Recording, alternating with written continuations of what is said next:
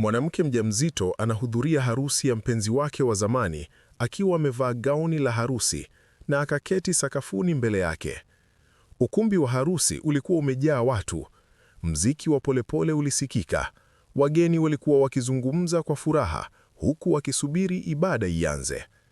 Lakini ghafla mlango wa ukumbi ukafunguliwa. Kila mtu akageuza kichwa. Aliingia mwanamke mmoja mjamzito. Hatua zake zilikuwa nzito, lakini macho yake yalionyesha uamuzi usiotikisika. Alikuwa amevaa gauni jeupe la harusi. Wageni wakaanza kunong'ona. Ni nani huyo? Mmoja akauliza kwa sauti ya chini. Mbona amevaa gauni la harusi? Mwingine akaongeza. Mwanamke huyo aliendelea kutembea polepole hadi mbele kabisa ya ukumbi. Bwana harusi, kijana aitwaye David, alisimama kama sanamu. Uso wake ukabadilika ghafla. Alimtambua mara moja. Alikuwa Amina, msichana aliyempenda miaka mingi iliyopita. Amina hakusema neno. Alifika mbele yake, kisha akapiga magoti polepole sakafuni. Ukumbi mzima ukawa kimya. Machoni mwa Amina kulikuwa na machozi. Kwa sauti ya utulivu lakini yenye uchungu, alisema, David, leo umevaa suti ya harusi. Lakini kabla hujaanza maisha mapya, kuna jambo lazima ujue. Kila mtu akashika pumzi. Hakuna aliyekuwa tayari kwa kile kitakachofuata. David alimtazama Amina kwa mshangao mkubwa. Alikuwa hajamwona kwa karibu miaka mitatu. Miaka mitatu iliyopita walikuwa wakipendana sana. Lakini siku moja, Amina alitoweka ghafla bila maelezo. David aliumia sana. Alimtafuta kila mahali lakini hakumpata. Hatimaye alikata tamaa. Ndipo akakutana na Neema, mwanamke aliyekuwa amesimama pembeni yake sasa, akiwa amevaa gauni la harusi. Neema alimshika mkono David kwa nguvu kidogo. David, huyu ni nani? Aliuliza kwa sauti iliyoficha wivu. David hakujibu mara moja. Macho yake yote yalikuwa kwa Amina. Amina, umefanya nini hapa? Aliuliza kwa sauti ya chini. Amina hakusimama. Aliendelea kupiga magoti sakafuni. Alishika tumbo lake lililokuwa kubwa kwa mikono yake miwili. Wageni wakaanza kunong'ona tena. Ni mjamzito, lakini mbona amevaa gauni la harusi? Amina akainua macho yake kumtazama David. Nilijua siku moja ungeoa, lakini sikujua itakuwa leo. David akahisi moyo wake ukipiga haraka. Kulikuwa na kitu kwenye macho yake Amina. Kitu kilichomfanya ajisikie hatia bila hata kujua sababu. Amina akavuta pumzi ndefu chake. Samahani kuharibu siku yako, lakini ukweli hauwezi kusubiri tena. Ukumbi wote ukawa kimya zaidi kuliko hapo awali. Neema alianza kupoteza uvumilivu. Hii ilikuwa siku yake ya harusi. Hakutaka drama yoyote. Alimkaribia Amina kidogo. Tafadhali simama na uondoke, alisema kwa sauti kali lakini ya adabu mbele ya wageni. Lakini Amina hakusimama. Alitikisa kichwa polepole. Hapana, siwezi kuondoka bila kusema ukweli. David akauliza kwa sauti iliyochanganyika na wasiwasi. Ukweli gani? Amina akafumba macho kwa sekunde chache, kana kwamba anakusanya nguvu. Kisha akasema, miaka mitatu iliyopita nilipotea ghafla kwenye maisha yako. David akakubali kwa kichwa. Ndiyo. Lakini sikukuacha kwa sababu sikukupenda. Amina akaendelea. Ukumbi mzima ukasikiliza kwa makini. Siku ile niligundua nilikuwa na ugonjwa mbaya. Wageni kadhaa wakashangaa. David akapiga hatua moja mbele. Ugonjwa? Amina akacheka kidogo kwa huzuni. Madaktari waliniambia huenda nisiishi muda mrefu. Kimya kizito kikaanguka ukumbini. Nilijua kama ningekuambia, ungeacha kila kitu ili kunitunza. Amina akaongeza. Mimi sikutaka kuharibu maisha yako.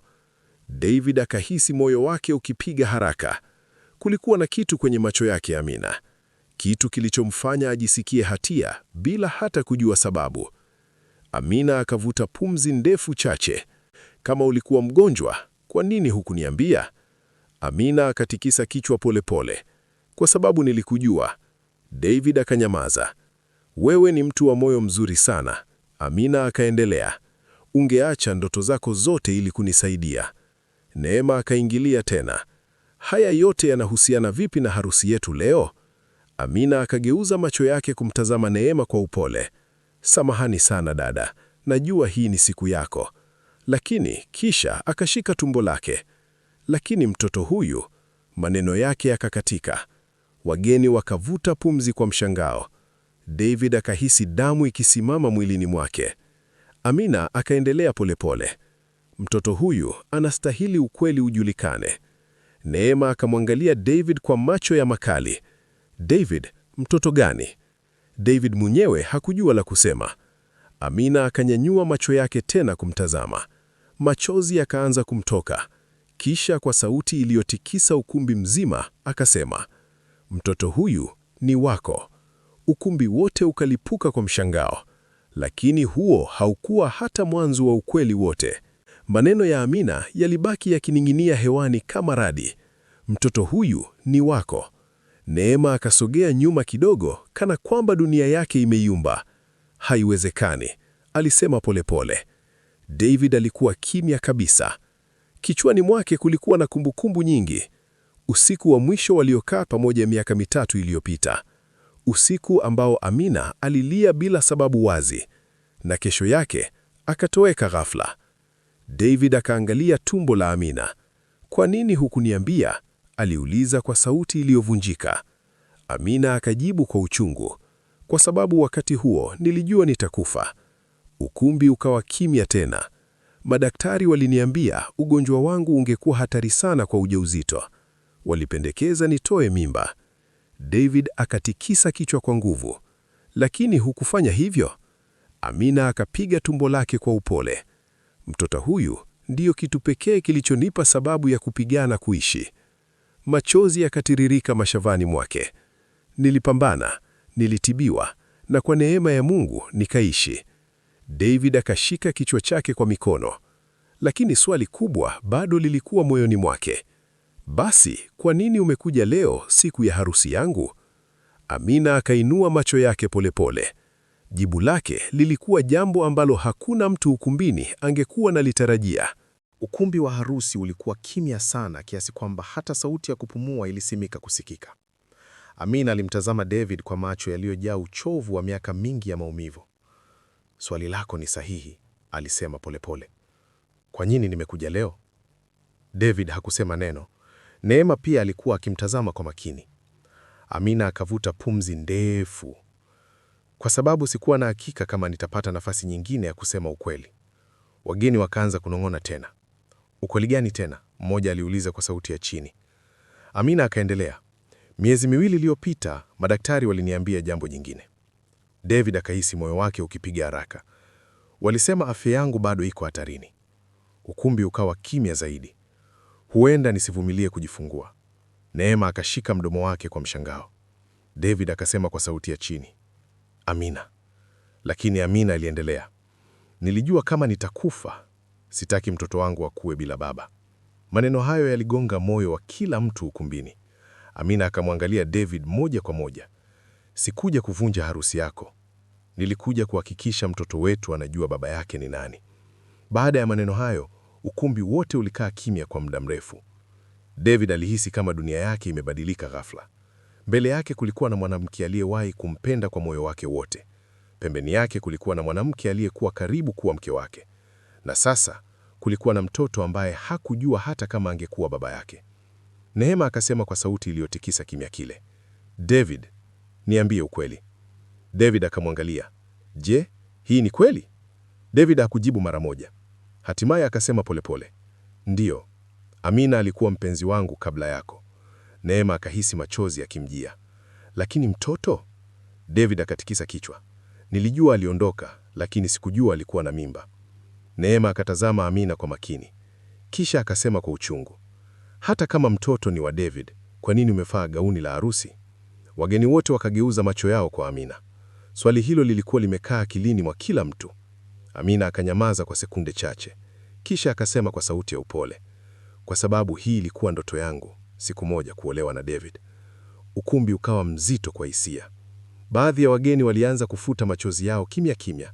Hata wazee waliokuwa wamekaa nyuma walitikisa vichwa vyao kwa huzuni. Lakini ghafla, Sauti ya mwanaume ilisikika kutoka upande wa wageni. Ikiwa mtoto huyo ni wa David, basi kuna kitu lazima kifanyike. Ilikuwa sauti ya mzee Omondi, baba wa David. Alisimama polepole, akitembea kuelekea mbele. Uso wake ulikuwa mkali, lakini macho yake yalionyesha hekima ya mtu aliyepitia maisha mengi. Amina, alisema kwa sauti nzito, ulichagua kuondoka bila kusema ukweli. Amina akainamisha kichwa kwa heshima. Ndiyo baba, lakini sasa umerudi siku ya harusi ya mwanangu. Wageni wakasikiliza kwa makini. Mzee Omondi akamtazama David. David, mwana wangu, maisha yana maamuzi magumu. Kisha akasema jambo ambalo lilishtua kila mtu. Kama mtoto huyo ni damu ya familia yetu, hatuwezi kugeuza macho. Neema akashtuka. Baba Omondi, alisema kwa mshangao. Lakini mzee huyo aliendelea kwa utulivu. Lakini kabla ya uamuzi wowote, akamgeukia Amina. Kuna ukweli mmoja zaidi lazima usemwe. Ukumbi wote ulisubiri kwa hamu. Amina alionekana kama mtu aliyebeba siri nzito moyoni. Mzee Omondi akasema kwa sauti thabiti, Amina, tunahitaji uthibitisho. Neema akatikisa kichwa kwa haraka. Ndiyo, hilo ni muhimu. David hakupinga. Alijua ilikuwa njia pekee ya kumaliza mashaka yote. Amina akanyamaza kwa muda. Kisha polepole akaingiza mkono ndani ya begi lake dogo. Wageni wakamwangalia kwa makini. Alitoa bahafa ya karatasi. Miezi miwili iliyopita, nilijua swali hili lingeulizwa. Akamkabidhi David bahafa ile. Ndani kuna matokeo ya vipimo vya hospitali. David akafungua bahafa kwa mikono inayotetemeka. Ukumbi wote ulikuwa kimya. Alisoma karatasi ile kwa sekunde chache. Kisha macho yake yakapanuka. Neema akamuuliza kwa hofu, David, inasema nini? David hakujibu mara moja. Aliinua macho yake pole pole kumtazama Amina. Halafu akasema kwa sauti iliyosikika viazi ukumbini, ni kweli. Neema akahisi machozi yakimjia. Lakini kabla mtu yoyote kusema kitu kingine, Amina akashika mdomo wake ghafla. Uso wake ukabadilika kwa maumivu. Amina, David alipiga kelele. Amina akashika mdomo wake kwa nguvu. Maumivu yalikuwa makali sana. Maji yangu, alisema kwa sauti dhaifu. Mwanamke mmoja kati ya wageni akasema kwa mshangao, anaanza kujifungua. Ukumbi mzima ukawa na vurugu ghafla. Baadhi ya wanawake walikimbia kumsaidia. Neema alisimama pale akiwa hajui afanye nini. Harusi ilisimama kabisa. David akapiga magoti karibu na Amina. Hii haiwezekani, sio hapa, alisema kwa hofu. Amina akamshika mkono wake kwa nguvu. David, tafadhali usiondoke. Macho yake yalikuwa na mchanganyiko wa maumivu na hofu. Naogopa. David akasema kwa haraka, tutakupeleka hospitali sasa hivi. Lakini Amina akatikisa kichwa polepole. Huenda hatutafika. Ukumbi mzima ulikuwa umejaa hofu. Lakini kabla ya mtu yoyote kufanya uamuzi, Amina alimwangalia David kwa macho yaliyojaa machozi. Kisha akasema maneno ambayo yalimshtua zaidi kuliko yote aliyosikia siku hiyo. David, kuna jambo moja bado hujajua kuhusu mtoto huyo. Amina alikuwa bado amelala sakafuni ya ukumbi wa harusi, huku wanawake kadhaa wakijaribu kumsaidia. Maumivu yalikuwa yanaongezeka. David alipiga magoti karibu naye, akishika mkono wake kwa nguvu. Tutakutoa hapa mara moja, alisema kwa hofu. Lakini Amina alimvuta karibu kidogo. David, sikiliza kwanza. Sauti yake ilikuwa dhaifu lakini ya dharura. Nilisema kuna jambo moja bado hujui kuhusu mtoto huyu. David akamwangalia kwa wasiwasi. Jambo gani? Amina akavuta pumzi kwa shida. Madaktari waliniambia mtoto huyu anaweza kuzaliwa na matatizo makubwa ya moyo. Ukumbi mzima ukawa kimya tena. Neema alishtuka kusikia hivyo. Amina akaendelea polepole. Waliniambia mtoto anaweza kuhitaji upasuaji mkubwa mara tu baada ya kuzaliwa. David akahisi machozi yakianza kumtoka. Kwa nini hukuniambia mapema? Aliuliza. Amina akajibu kwa sauti ya uchungu. Kwa sababu nilijua tayari umeanza maisha mapya. Mzee Omondi akasema kwa sauti thabiti. Hapana Amina, sasa hii ni familia yetu pia. Lakini ghafla Amina alipiga kelele kwa maumivu makali. Watu wakaanza kupiga simu ya gari la wagonjwa. Harusi ikageuka kuwa tukio la dharura. Dakika chache baadaye gari la wagonjwa lilifika. David alimsaidia Amina kuingizwa ndani. Mmoja wa wauguzi akasema kwa haraka, mtu mmoja tu anaweza kuingia pamoja naye. David hakusita. Nitaenda. Lakini kabla hajaingia, Neema alimshika mkono wake. Uso wake ulikuwa umejaa machozi. David, kama utaenda sasa, harusi yetu itasimama. David alimtazama kwa huzuni. Hakuweza kusema chochote kwa muda.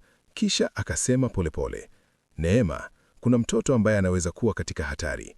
Neema akanyamaza. Maneno hayo yalikuwa mazito. Baada ya sekunde chache alisema kwa sauti ya uchungu, nenda, lakini kumbuka leo ilikuwa siku yetu. David akaingia ndani ya gari la wagonjwa. Milango ikafungwa. Gari likaanza kuondoka kwa kasi. Neema alibaki nje ya ukumbi wa harusi, machozi yakimtiririka. Wageni wengi walimwangalia kwa huruma, lakini ndani ya moyo wake kulikuwa na swali moja kubwa. Je, harusi yake na David ilikuwa imeisha kabisa? Hospitalini, madaktari walimchukua Amina haraka hadi chumba cha dharura. David alibaki nje ya mlango, akitembea huku na huku kwa wasiwasi. Dakika zilionekana kama saa. Hatimaye daktari mmoja alitoka. Je, wewe ni baba wa mtoto? Aliuliza. David akasita kidogo, kisha akasema, ndiyo. Daktari akasema kwa sauti ya utulivu, hali ya mama ni ngumu. Tunajaribu kumsaidia ajifungue salama. David akauliza kwa hofu, na mtoto? Daktari akavuta pumzi. Kama tulivyoambiwa kwenye rekodi zake, kuna tatizo la moyo. David akashika kichwa chake. Lakini daktari akaongeza, lakini kuna jambo lingine pia. David akainua macho yake. Jambo gani? Daktari akasema polepole, vipimo vya mwisho vinaonyesha huenda mtoto si mmoja. David akashangaa. Unamaanisha nini? Daktari akamwangalia moja kwa moja. Huenda Amina anabeba mapaja. David alihisi kama dunia imesimama. Mapaja. Hilo lilikuwa jambo ambalo hakuwahi hata kufikiria. Habari za mapaja zilimchanganya sana David. Alikaa kwenye kiti cha hospitali akijaribu kuelewa kila kitu kilichokuwa kinatokea. Miaka 3 iliyopita alipoteza mwanamke aliyempenda. Leo, siku ya harusi yake, aligundua kuwa anaweza kuwa baba wa watoto wawili. Muda mfupi baadaye, mlango wa chumba cha upasuaji ulifunguliwa tena. Daktari akatoka kwa haraka. David akasimama mara moja. Ndiyo daktari, tunahitaji kusaini ruhusa ya upasuaji wa dharura. Kwa nini? Daktari akasema, mtoto mmoja ana shida kubwa ya moyo, lazima tumtoe haraka ili tumsaidie. David hakusita hata sekunde. Fanyeni kila kinachohitajika. Alisaini karatasi haraka, lakini kabla daktari hajaondoka, David akauliza swali la hofu, na Amina? Daktari akanyamaza kwa sekunde chache, kisha akasema, David, tunahitaji kuzungumza kuhusu mama wa watoto hawa. Davidi alisimama mbele ya daktari, huku moyo wake ukipiga kwa nguvu. Davidi, tunahitaji kuzungumza kuhusu mama wa watoto, daktari alisema kwa sauti ya upole. Miguu ya Davidi ilianza kulegea. Unamaanisha nini? Aliuliza kwa hofu. Daktari akavuta pumzi polepole. Amina amepoteza damu nyingi sana wakati wa kujifungua. Davidi alishika kichwa chake kwa mikono. Lakini mtamuokoa, sivyo? Daktari akamwangalia kwa macho ya huruma. Tunaendelea kupambana kumwokoa, lakini hali yake bado ni mbaya. Maneno hayo yalikuwa mazito kuliko chochote Davidi alikuwa amewahi kusikia. Ndani ya dakika chache, muuguzi alimleta mtoto wa kike aliyekuwa na tatizo la moyo. Mtoto mdogo sana akipumua polepole. Davidi alimwangalia kwa macho yenye machozi. Huyu ndiye? Aliuliza kwa sauti ya chini. Muuguzi akatikisa kichwa. Ndiyo, anahitaji uangalizi maalum. Davidi akamshika mkono mdogo wa mtoto. Kwa mara ya kwanza, alihisi kitu kipya ndani ya moyo wake. Uwajibikaji. Lakini bado kulikuwa na swali moja lililomtesa sana. Je, Amina angeishi kuona watoto wake? Wakati Davidi bado yuko hospitalini, mlango wa chumba cha kusubiri ulifunguliwa polepole. Mtu aliyesimama mlangoni alikuwa Neema. Bado alikuwa amevaa gauni lake la harusi. Nywele zake zilikuwa zimeharibika kidogo na macho yake yalikuwa mekundu kwa kulia. Davidi alipomuona alinyamaza. Hakujua aseme nini. Neema akatembea polepole hadi alipokuwa. Akatizama watoto wale wawili waliokuwa kwenye kitanda kidogo. Wao ndio? Aliuliza kwa sauti ya upole. Davidi akatikisa kichwa. Ndiyo. Neema akasogea karibu zaidi. Akatizama mtoto wa kiume kwanza. Kisha macho yake yakahamia kwa yule msichana mdogo mwenye tatizo la moyo. Alikaa kimya kwa muda mrefu. Kisha akasema kitu ambacho Davidi hakutarajia kabisa kusikia. Davidi, hawa watoto hawana kosa. Davidi akamwangalia kwa mshangao. Neema akaendelea.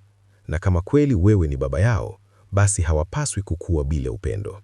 Maneno yake yalikuwa mazito sana, lakini bado Davidi hakujua Neema alikuwa anamaanisha nini hasa. Dakika chache baadaye, daktari alirudi tena. Uso wake haukuwa rahisi kusoma. Davidi akasimama haraka. "Daktari, Amina anaendeleaje?" Daktari akatizama chini kwa sekunde chache. Kisha akasema, "Tumefaulu kusimamisha damu." Davidi akavuta pumzi ya nguvu, lakini bado hajapata fahamu. Neema aliyekuwa karibu na watoto aliinua kichwa chake kusikiliza. Daktari akaongeza, "Tutahitaji saa kadhaa kujua kama atapata fahamu tena." Ukumbi wa hospitali ukawa kimya sana. Davidi akahisi uchovu mkubwa ukimshika. Alikaa kwenye kiti akishika kichwa chake. Neema akasimama polepole. Akamkaribia, kisha akaweka mkono wake juu ya bega la Davidi.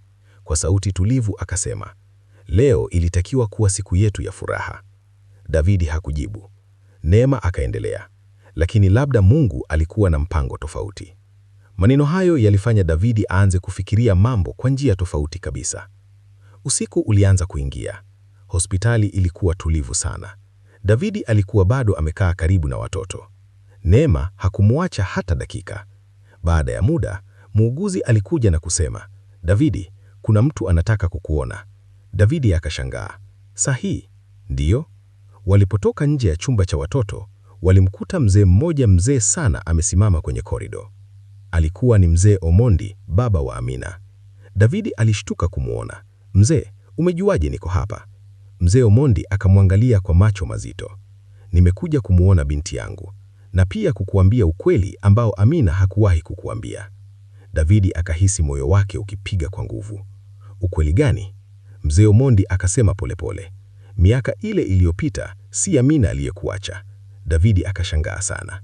"Ilikuwa familia yetu iliyomlazimisha akuache." Maneno hayo yalimgonga Davidi kama radi. Davidi alimtizama mzee Omondi kwa mshangao mkubwa. "Unamaanisha nini?" Mzee Omondi akakaa polepole kwenye kiti. Kipindi kile ulikuwa maskini sana. Davidi akainamisha kichwa chake. Alikumbuka. Hakuna kazi, hakuna pesa, hakuna tumaini. Mzee Omondi akaendelea, "Familia yetu ilihofu Amina angeishi maisha ya shida." Neema aliyekuwa karibu akisikiliza kimya. Mzee akaongeza, "Kwa hiyo tulimlazimisha akuache wewe." Davidi alihisi machozi yakianza kumtoka. "Lakini kwa nini hakuniambia ukweli?" Mzee Omondi akasema kwa huzuni, "Kwa sababu alikuahidi jambo moja." Davidi akainua macho yake. "Jambo gani?" Mzee akasema polepole, "Aliapa kwamba hata kama angeumia, hangewahi kuharibu maisha yako." Davidi alinyamaza kabisa. Ghafla mlango wa chumba cha wagonjwa ulifunguliwa. Muuguzi akasema kwa haraka, "Davidi, Amina ameanza kupata fahamu." Davidi akasimama kwa haraka, lakini hakujua kile Amina angekisema baada ya kuamka kingebadilisha maisha yao wote milele. Amina alifungua macho yake kwa polepole. Kila kitu kilionekana kama giza lililopotea. David alikimbilia kando yake, akishika mkono wake. "Amina, uko sawa?" aliuliza kwa sauti iliyojawa hofu na furaha. Amina alitabasamu kwa upole, macho yake yaliyojaa machozi yakimwangazia David. "Nimeamka na kuona nyota kwa mara nyingine," alisema kwa sauti dhaifu. Neema aliketi karibu, bado kimya, akiangalia. Kila maneno ya Amina yalijaa uzito wa kweli. David akamnyamazisha polepole, akimnyosha mkono. "Sasa watoto wako wako salama?" Amina akatabasamu tena. "Ndiyo, wanafanya vizuri." Kisha akazunguka, akamkumbatia Neema kwa shukrani. "Na pia shukrani kwa kuwa hapa." Neema akapiga hatua nyuma, macho yake yakiangalia David na Amina kwa mshangao. Sasa najua, Mungu alikuwa na mpango mwingine. Ukumbi wa hospitali ulikuwa kimya, kila mtu akisikia maneno ya upendo, mshikamano na hofu iliyopita. Baada ya dakika chache, Amina alisimama, akashika tumbo lake lililojaa mtoto. David alimkumbatia kwa nguvu. "Nimekupenda kila wakati na bado nakupenda." Amina alitabasamu kwa hofu na furaha. "David, kuna jambo lingine, lazima ujue." David alinyamaza, moyo wake ukipiga haraka. Amina akaendelea, "Mtoto huyu, mtoto wa kike, ana tatizo kubwa la moyo, lakini amehifadhiwa shukrani kwa mapenzi na baraka ya madaktari." David hakusema lolote, macho yake yakijaa machozi ya furaha na hofu mchanganyiko. Neema alikusanya ujasiri wake kidogo na kusema, David, hawa watoto hawana kosa. Lazima tukubaliane kuwapenda wote bila ubaguzi. David akanyamaza, akahisi mshikamano wa dhahiri. Sauti za hospitali zikawa nyumvisho la tumaini. Muda mfupi baadaye, mzee Omondi aliingia ndani ya chumba cha wagonjwa. Mimi ndiye niliyechagua miaka 3 iliyopita, lakini sasa lazima niseme ukweli, alisema kwa sauti ya nguvu. David alimwangalia kwa mshangao. Ukweli gani? Mzee Omondi akatabasamu kwa huzuni. Siku ile tulikuja kuzungumza, hatukuweza kufikiria uzito wa moyo wa Amina. Lakini sasa watoto wako ni baraka. Lazima uendelee kuwa baba yao. David aliguswa na maneno ya mzee. Alipiga hatua mbele, akashika mikono ya Amina. Nitaweka maisha yangu yote kwa watoto hawa. Neema alitabasamu kwa uchungu, akijua hatari na mshikamano wa upendo kwa muda wote uliopita. Dakika chache baadaye, Amina alipiga kelele kidogo. Maumivu ya kweli yalirudi kidogo. David alikimbilia kando yake. Amina, uko sawa? Amina alitabasamu kwa macho yenye machozi. Niko vizuri. Lakini David, lazima nitaje kitu muhimu. David alinyamaza kwa hofu. Amina akaendelea. Hali yetu, maisha yetu yatabadilika, lakini bado nakupenda. Neema alishtuka kidogo, akijua maneno hayo yalikuwa ngumu. David akashika mikono yake yote miwili. Amina, tutaishi, tutapambana na tutapenda watoto wetu wote. Hospitali yote ilisikiliza. Kila sauti ilikuwa tulivu, kila uso uliojaa mshangao na shukrani. Muda wa asubuhi ulikuwa umeingia. Jua lilianza kuangaza ndani ya chumba cha hospitali, kuleta mwangaza wa tumaini. David aliketi kando ya kitanda cha Amina, akishika mkono wake na kisha kuangalia watoto wawili. Amina alitabasamu kwa upole, akijua kuwa hatimaye familia yao ilianza kuungana tena. Neema alikaa kimya pembeni, macho yake yakiangalia kila tukio, akitambua kuwa maisha hayakuwa rahisi, lakini upendo na mshikamano wa kweli unaweza kuponya. Mzee Omondi alitabasamu kwa hofu na furaha, akijua hatimaye ukweli na haki vimeonekana. David aliongeza pumzi ndefu, kisha akasema, leo maisha yetu yote yamebadilika, lakini ninaahidi tutapenda na kulinda familia yetu. Amina alitabasamu, macho yake yakijaa shukrani. Na watoto wetu wataona upendo wote waliopaswa. Hospitali yote ilijaa hisia za faraja, mshikamano na tumaini jipya. Dunia yao yote ilikuwa imebadilika milele. Kanisa lilikuwa kimya sana kiasi kwamba hata pumzi za watu zilionekana kusikika. Mwanamke mjamzito bado alikuwa ameketi sakafuni mbele ya bwana harusi, macho yake yakiwa yamejaa machozi, lakini sauti yake sasa ilikuwa imara kuliko mwanzo. Samuel, sikukuja hapa kuvuruga harusi yako, alisema kwa utulivu. Nilikuja kwa sababu mtoto huyu ni wako. Maneno yale yaligonga ukumbi mzima kama radi. Wageni walianza kunong'ona kwa mshangao. Bibi harusi, Neema, aligeuka polepole kumtazama Samuel, macho yake yakitafuta ukweli kwenye uso wake. Samuel alibaki kimya kwa sekunde kadhaa, uso wake ukibadilika kutoka mshangao hadi huzuni. Hatimaye alishusha macho yake chini. Ni kweli, alisema kwa sauti ya chini. Ukumbi mzima ulipigwa na mshangao. Neema alirudi hatua moja nyuma, mikono yake ikitetemeka huku bukee yake ikishuka polepole. Amina, kwa nini hukuniambia mapema? Samuel aliuliza kwa maumivu. Amina alitikisa kichwa, machozi yakitiririka. Nilijaribu, lakini tayari ulikuwa umeendelea na maisha yako. Sikujua nifanye nini. Kwa mara ya kwanza tangu tukio hilo lianze, watu kanisani hawakuona mwanamke aliyekuja kuharibu harusi, walianza kumwona mama anayepigania haki ya mtoto wake. Na wakati huo, kila mtu alijua, harusi hii haikuwa tena ya kawaida. Neema alisimama kimya kwa muda mrefu. Hakuna mtu aliyethubutu kusema neno. Hata kasisi aliyekuwa mbele alisimama akingoja. Hatimaye Neema alitembea polepole kuelekea Amina aliyekuwa bado sakafuni. Wageni walishika pumzi zao. Alisimama mbele yake kwa sekunde kadhaa, akimtazama tumbo lake lililokuwa limejaa uhai. Halafu kwa mshangao wa kila mtu, Neema alipiga magoti pia. Ukumbi ulilipuka kwa mshangao mdogo. Amina, alisema kwa sauti tulivu lakini yenye nguvu. Unafikiri ulikuja hapa kuharibu harusi yangu? Amina alishusha macho yake. Neema alitikisa kichwa polepole. Hapana, umeleta ukweli. Samuel alitazama tukio hilo akiwa haamini. Neema akamshika mkono Amina na kumsaidia kusimama. Mtoto hana kosa, Neema aliendelea kusema, na ukweli lazima uheshimiwe. Samuel alihisi machozi yakijaa machoni. Kwa dakika hiyo, kila mtu kanisani alianza kuelewa kwamba Neema hakuwa tu bibi harusi, alikuwa mwanamke mwenye moyo mkubwa sana. Samuel alitembea polepole kuelekea wanawake wawili waliokuwa wamesimama mbele yake. Moyo wake ulikuwa ukipiga kwa nguvu. Hakuwahi kufikiria siku yake ya harusi ingeonekana hivi. Alisimama mbele yao, akitazama kwanza Neema, halafu Amina. Nimefanya makosa, alisema kwa sauti nzito. Ukumbi mzima ulikuwa kimya. Samuel akageukia Amina. Samahani kukuacha peke yako na mzigo huu. Amina alifuta machozi. Halafu Samuel akageukia Neema. Wewe ni mwanamke wa ajabu, lakini sitaki kuanza ndoa kwa siri na maumivu. Neema alielewa kabla hata hajamaliza. Samuel alivuta pumzi ndefu. Leo siwezi kuoa. Ukumbi ulijaa mshangao mwingine, lakini Neema hakulia. Badala yake alitabasamu kidogo kwa huzuni. Ni bora ukweli leo kuliko majuto kesho, alisema. Kasisi alifunga Biblia yake polepole. Harusi ilisimama, lakini ukweli ulikuwa umeanza kuponya kila mtu. Baada ya watu kuanza kutoka kanisani polepole, ukumbi ulianza kuwa mtupu. Amina alisimama karibu na mlango, akiwa bado hajui nini kitafuata. Samuel alimkaribia kwa hatua za polepole.